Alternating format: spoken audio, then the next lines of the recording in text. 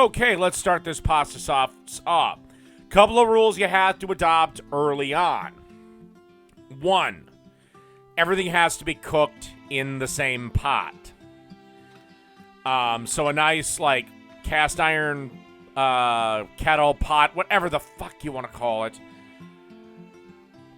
is preferable. So we want to start off by cooking 1 pound of Italian sausage and then remove the sausage from the pot, but leave the grease.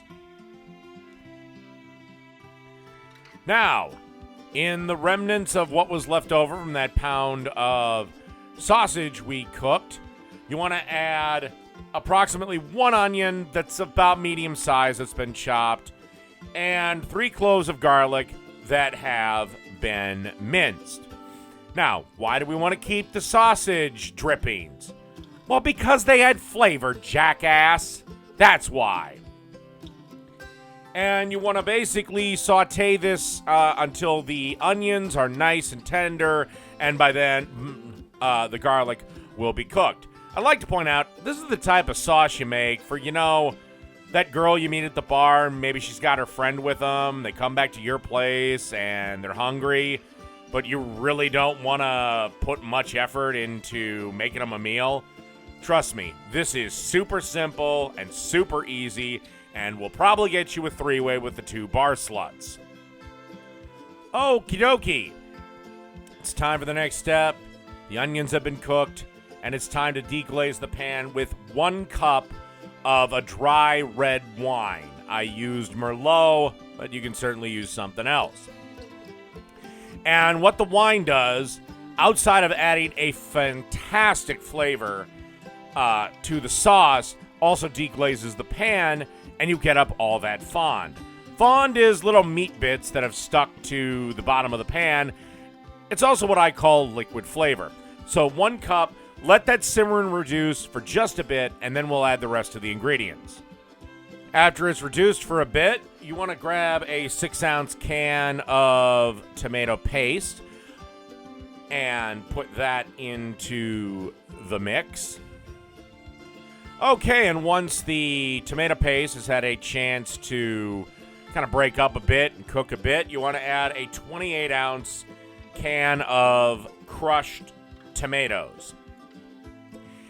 To this, of course, salt and pepper the whole time, tasting as we go, because you can add it, but it's impossible to get it out once it's been added.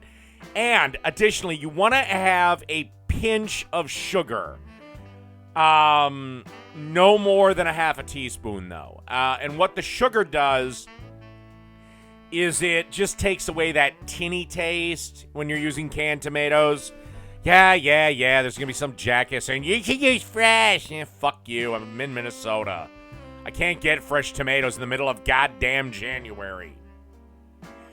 Furthermore, I added 2 tablespoons of Italian seasoning, just standard Italian seasoning mix to this.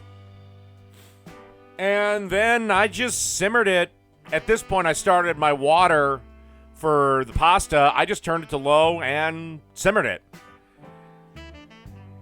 By now, the 2 Bar Sluts should be well on their way to their 3rd bottle of wine. After a bit, add the Italian sausage back into the sauce with any drippings and whatever that come out while it's resting, and then just stir it in and let the flavors get married to one another. Now, all that's left to do is just add our 1 pound of rigatoni, stir everything around to incorporate everything, and serve. Top with freshly cracked black pepper and freshly grated Parmesan cheese if desired. And if you followed my steps, those little Bar Sluts you picked up, they should be up for a 3-way.